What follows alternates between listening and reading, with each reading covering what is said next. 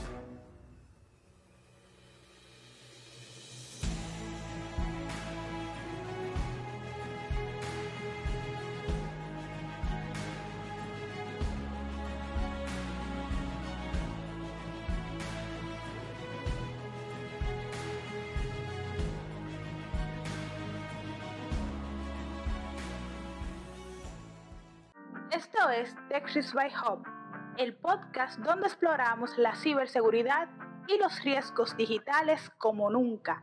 Claro, directo y con mucha vibra.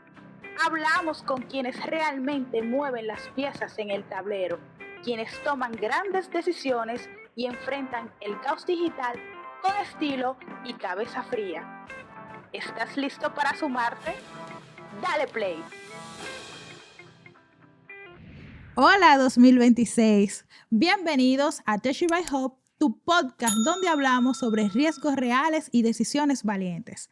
En el 2025 vimos cómo muchos ataques sacudieron empresas, organizaciones gubernamentales y muchos a los ciudadanos dominicanos. Sin embargo, el 2026 apunta a un panorama algo incierto de acuerdo al reporte de riesgo del 2026 del Foro Económico Mundial. Pero hoy cuento con un experto joven en ciberseguridad con más de 8 años de experiencia, Jesús de la Cruz. Bienvenido. Gracias, Anel, gracias. ¿Cómo te estás, Jesús? Muy bien, gracias. Jesús, yo estoy muy contenta de tenerte aquí. Yo también, debutando contigo aquí. Muchacho, pero yo te vi ahí en el Congreso de Ciberseguridad y Seguridad Forense. Sí, seguridad forense. Que te vi como expositor. Sí, toda una experiencia. Y dime, ¿qué tal ha sido? Excelente, excelente. Un congreso muy completo, fuera de la ciudad, donde uno puede desconectarse, compartir con los colegas, compartir un tiempo de ocio, pero también profesional. Y no hay pérdidas. Excelente. Jesús, mira, yo quiero aprovechar tu energía, entusiasmo, pero también esa experiencia que tú tienes, porque has trabajado en diferentes sectores de desarrollo económico aquí en República Dominicana. Si tú miras el 2025 aquí en República Dominicana, ¿cuál tú dirías que fue la principal lección en materia de seguridad de la información? Bueno, si hacemos un recap, un recordatorio de lo que pasó, yo diría, lo enfocaría en continuidad de negocio y y disaster recovery específicamente. O sea, en la infraestructura crítica podemos ver ya noticias de ciertos sectores como transporte, sectores también como eléctrico, que por no tener un plan de continuidad de negocio, pues la disponibilidad se vio afectada. Entonces, yo diría que tenemos que poner un ojito en los sectores críticos de nuestra sociedad porque afectan directamente a la población. Y tiene un impacto directo también en la productividad. Del ciudadano, correcto. Exactamente. Y con relación a, mira, yo vi que muchos incidentes de seguridad no fue necesariamente por nuevas tecnologías. ¿Qué errores repetidos seguimos viendo en organizaciones del país? Bueno, podríamos encapsular en lo siguiente. Temas de los procedimientos, temas de procedimientos que deben de documentarse, seguirse, no trabajar en una cultura ad hoc, o sea, sobre la marcha. Ujú. Y pues también no probar no hacer un tabletop, hacer un plan de respuesta a incidentes, probar los playbooks. Y también que nos imaginamos el escenario, el peor escenario, pero no lo ponemos en práctica. Entonces yo diría practicar mucho el tema de respuesta a incidentes.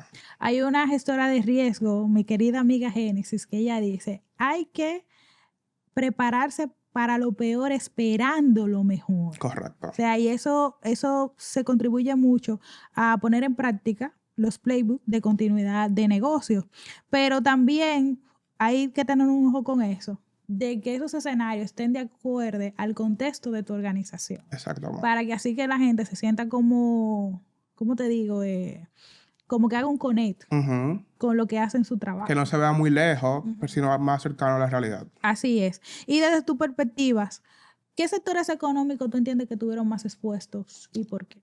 Sectores económicos, sabemos que por el efecto del tema de la banca, por la información que maneja, siempre va a ser un target para los ciberdelincuentes. Hay que darle cuarto, exactamente.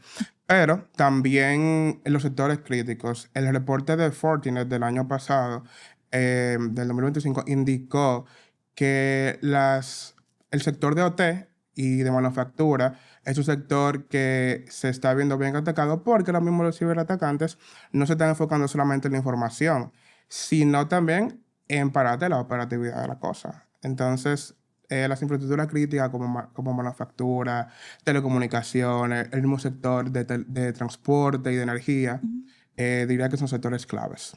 Para los líderes que nos escuchan, ¿qué señales claras nos dio el 2025 que nos indique que hay algo que cambiar ya? Bueno, quizás voy a sonar como un radio repetido, pero el tema de los playbooks de respuesta a incidentes, los tabletop, practicar los peores casos que puedan pasar en las instituciones, pero también hacer énfasis en el mismo eslabón humano. ¿Por qué? El eslabón humano lo estamos viendo ya hace tiempo de que mucha concientización, mucho phishing, muchas simulaciones. Sin embargo, nos lo han puesto más difícil ahora con el tema de inteligencia artificial.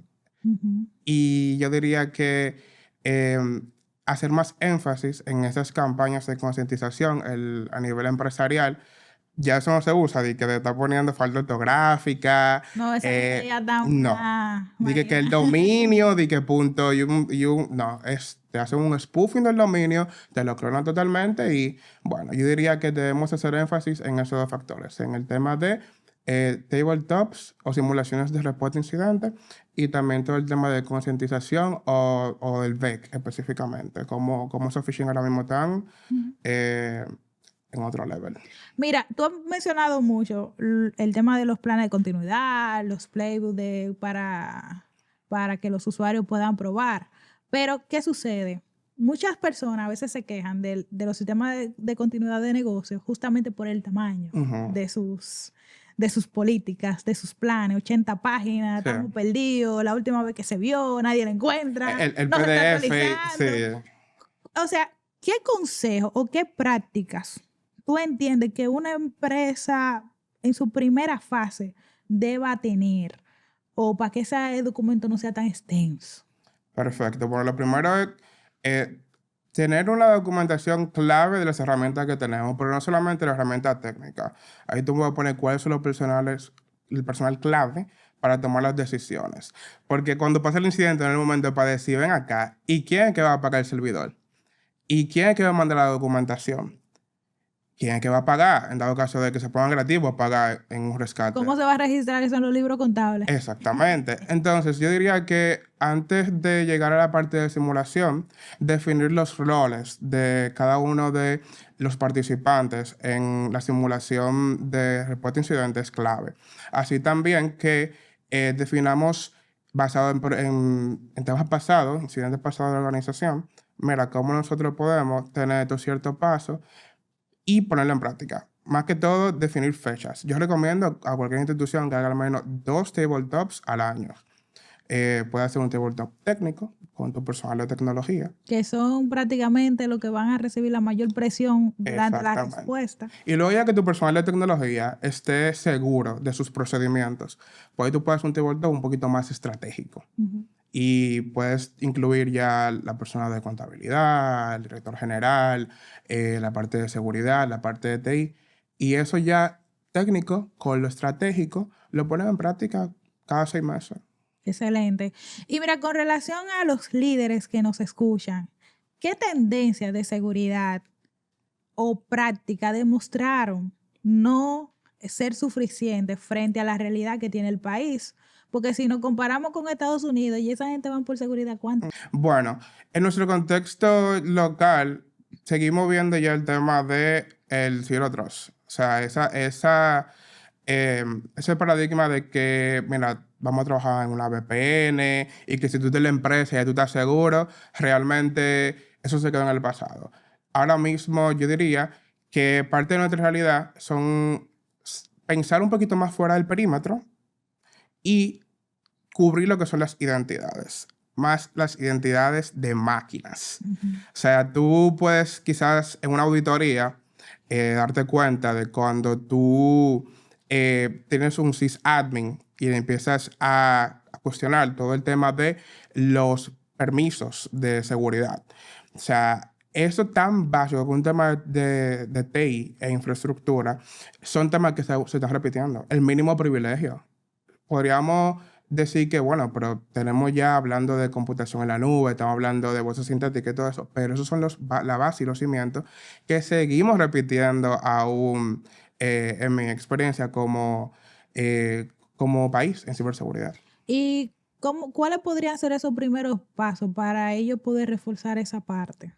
Bueno, primero... Porque es que a veces, discúlpame, lo que pasa es que a veces yo siento como que hay muchos líderes que no quiero decir la palabra presionar por las tendencias que tiene el mercado.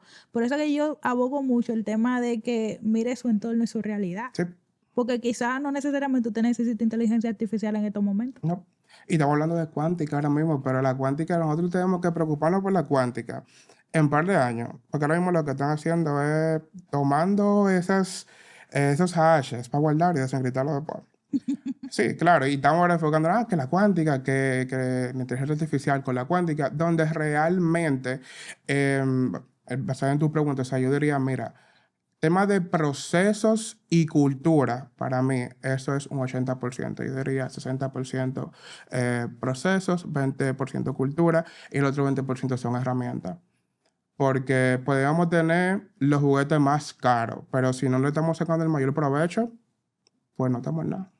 Y mirando ya este año que viene con bastante fuerza y vemos muchos líderes ya en diferentes sectores activos, mirando el panorama mundial, ¿cuáles son esas tendencias en seguridad que ya tú no lo ves como algo como futuro, sino ya algo inevitable que muchas organizaciones tienen que contemplar en su programa o proyecto en sí? Bueno, recientemente y en una conferencia que asistí el año pasado, hablaban de las voces sintéticas. Voces sintéticas donde estamos tú y yo aquí hablando y de repente quien no está escuchando ahora mismo podría estar, no lo hagan, podría estar pues grabando y entrenando un algoritmo para esa voz sintética utilizarlo para fines maliciosos.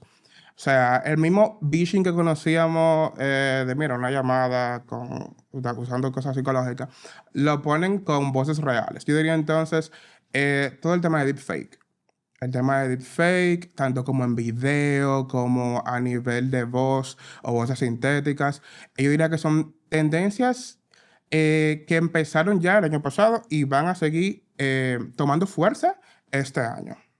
Ok, mira, yo sentí que el 2025, final de 2024 y mediados de 2025 fue puro machine learning. Sí. O sea, toda la conferencia, webinar se trató de machine learning. Luego llegó la tendencia de inteligencia artificial. Nos dieron inteligencia artificial Por un cubo.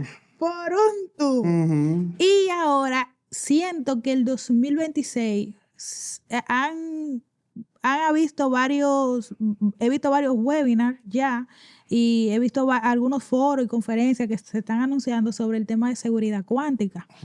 Pero de todo eso, ¿qué realmente le hace sentido a nuestro entorno local? Excelente pregunta, porque yo estaba hablando con unos compañeros recientemente, el fin de semana, de que hablamos mucho de la cuántica, AI, y lo queremos ligar también, de que, mira, van a utilizar estos supercomputadores para crear agentes genéticos de AI para potencializar futuros ataques. Ok, perfecto, eso puede pasar, pero yo diría ahora mismo, enfócate en tus proveedores. Exige a tu proveedor, ya sea en la nube, de que si ellos están planeando o en su futuro utilizar cuántica para procesar los datos que están en esos data centers. Más que todo, yo considero que los atacantes están haciendo lo que llaman como que harvest, que es como cosechar. Sabemos que el tema de los ransomware y encriptar y todo eso es lucrativo porque lo siguen haciendo. Ajá. Entonces, yo pienso que lo que están haciendo los atacantes es lo mismo, guardando esa información encriptada, esos hashes, para cuando la cuántica explote, utilizar los recursos y con un supercomputador descifrarlos. Ahora, localmente yo digo, bueno, antes de nosotros poner la PC en cuántica, nosotros deberíamos de preocuparnos por lo básico. O sea, de tener lo más básico, un inventario actualizado de todo el tema de perímetro que hablamos, todo el tema de reporte de incidentes.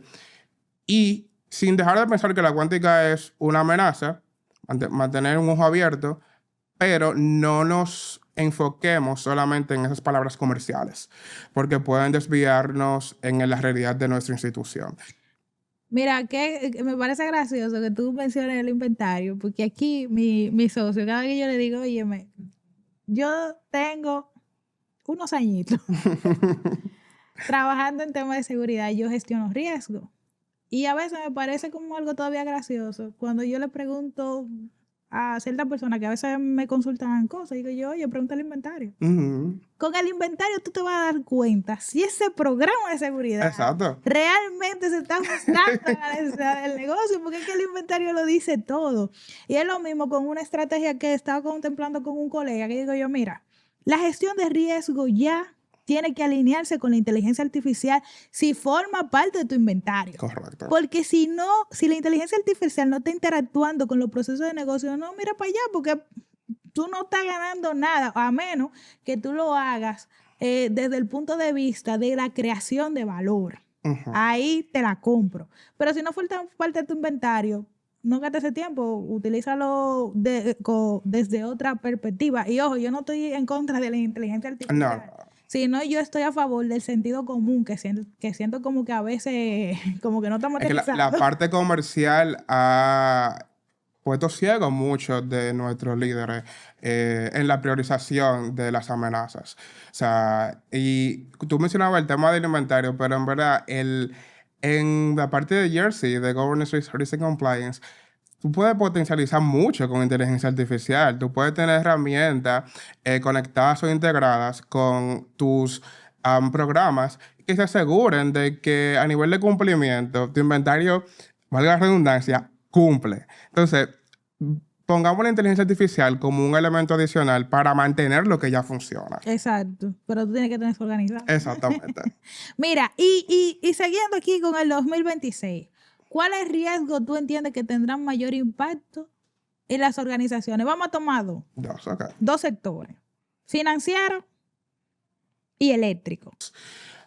Yo diría que en tu plan de concientización, No sé cómo lo hagan, con qué herramienta técnica, pero incluye los temas de tecnología emergente. Háblale de los chatbots a los empleados. Háblale de la clasificación de los datos, el valor que tiene. Los empleados no saben lo que cuesta, por ejemplo, un Social Security o una cédula en la Deep Web. Ponle un monto a eso. O sea, esa concientización lleva a otro nivel, por ese lado. En el programa de seguridad. Ok. Mi primera Con el panorama mundial. Ok, con el panorama mundial, perfecto. Primero, que el tema de cultura tenga el porciento que tenga que estar. O sea, una institución sin una cultura, una higiene de seguridad, es como tener un Ferrari con una llave de plástico. O sea, trabajar la cultura es para mí prioridad en cualquier institución. Segundo, que mis colaboradores tengan las herramientas técnicas e interpersonales para ellos resolver lo que necesitan. Si tú necesitas una herramienta X, Y o Z y no se tiene para este presupuesto y se puede poner para el año que viene, vamos a dártela. Porque al final del día yo tengo que reportarme a otra gente y lo que mi equipo no cumpla es culpa mía. Entonces, empoderar al equipo de tomar decisiones también para que ellos crezcan. Realmente. Sería como una segunda prioridad. Y tercera, estamos hablando de muchas cosas técnicas, pero entrando en algo un poquito más técnico, yo diría hacer un programa o sea, fomentar o endurecer el programa de identidad de IAM.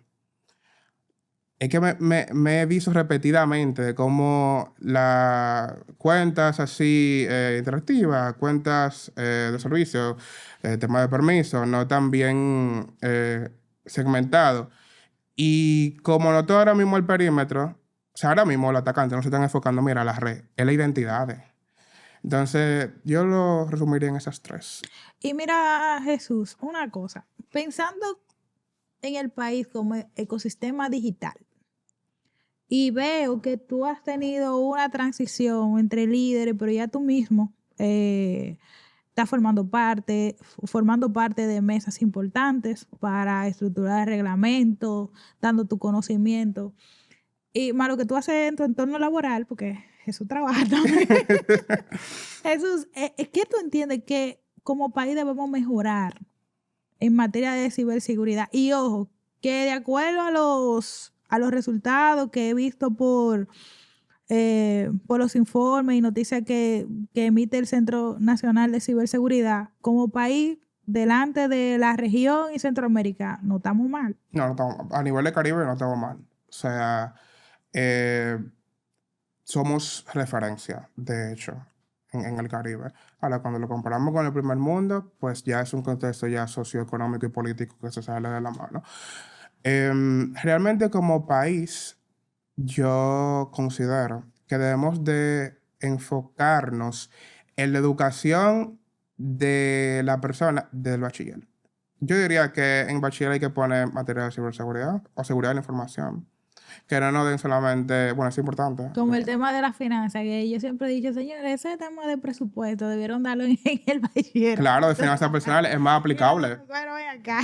Ya cuando tú creces que te ve la realidad. Exacto, la tarjeta de crédito. Sí. Entonces, eso mismo, cuando lo extrapolamos en materia de seguridad de la información, deben de crearse estas conversaciones en las escuelas. Deben de crearse comités de seguridad, así como se crean comités de artística, por decir algo. Entonces, para mí es una oportunidad de mejora. Tenemos el Centro Nacional de Ciberseguridad que está haciendo excelente trabajo con las asociaciones como Aula ABA, Coursera y otras más para fomentar a que la población pueda aprender. Pero cuando es una educación más formalizada, creo que hay resultados más tangibles. Uh-huh. Eso por esa parte. Como país también, las infraestructuras críticas, vamos a actualizar los reglamentos, vamos a crear esos procedimientos para los sectores que mencionamos aquí, como el de salud, actualizar el de finanzas y seguir adoptando temas de OT en el sector eléctrico también. Último, diría que un presupuesto general para las instituciones, o sea, que por niveles de institución, por tamaño, Pero eso es por el sector gubernamental. Sí, eso es el sector público. Ok. El sector público ahí como país quizá designar presupuesto específico para ciertas instituciones. Y mira que yo siento que ya el sector público tiene un esquema organizacional en cuanto a lo que no la estructura de ciberseguridad que van a tener, porque hubo una resolución Sí, la del recientemente 2030, sí. que dependiendo creo que del nivel, de la cantidad de empleados y otros criterios que ellos fomentaron a través del MAP, va a tener una clasificación, y si tú caes en el MIL1 o el 2 o el 3, tú tienes que hacer un diagnóstico y ver qué tantos planes o procedimientos tú tendrás el esfuerzo que tendrán que hacer. Sí. Sí, y bueno, ese plan de presupuestario, pues extrapolarlo al sector privado. O sea, que ese sector privado entonces tome como referencia a lo que el sector público está haciendo. Porque, a diferencia del público, pues, el privado depende también de los servicios que brinda. Entonces yo le enfocaría... literal de la nación, ahí están los chefs. Sí, ¿no? Y también el privado, el sector privado... Perdón, el sector público depende del privado, de cierto modo también. Entonces, es a tres. Temas de educación desde las aulas, en materia de seguridad de la información, la extrapolación de presupuesto del sector público al privado, y me olvidó la segunda que dije. Fue educación. Tú no me mencionaste Fue algo. educación. Ok. Entonces, Jesús Vaca, última pregunta para el cierre de este primer episodio de la 4ª temporada de Tertiary by Hub. Tú eres joven, pero ahí viene una generación. Ujú. ¿Qué consejo tú le brindes a la nueva generación? Mira tu cámara ahí. Por favor, aprendamos redes. Redes, para mí, es como el fundamento de ciberseguridad o seguridad de la información. Yo diría que a esa generación que viene, vivan sus etapas, su etapa de soporte técnico, su etapa de networking, y luego pasar con esos conocimientos a la parte de seguridad. Creo que eso nos endurece un poquito más. Y también, sí, yo diría eso. Que nos fomentemos lo básico, redes de programación, y antes de pasar a la parte de ciberseguridad. Sí, porque realmente agrega mucho valor al diseño de las estrategias y justamente a aterrizarlo en el contexto interno. Jesús, muchísimas gracias por aceptar nuestra invitación aquí al canal. Ha sido un privilegio tenerte aquí. Para mí el placer.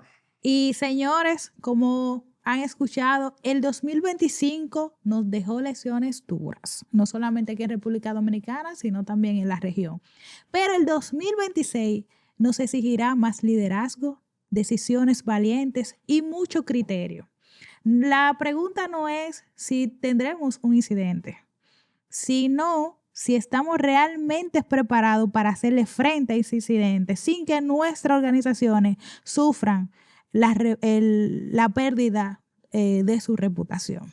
Así que esto y mucho más seguiremos viendo en la 4ª temporada de Tertiary by Hub. Muchísimas gracias. Bye.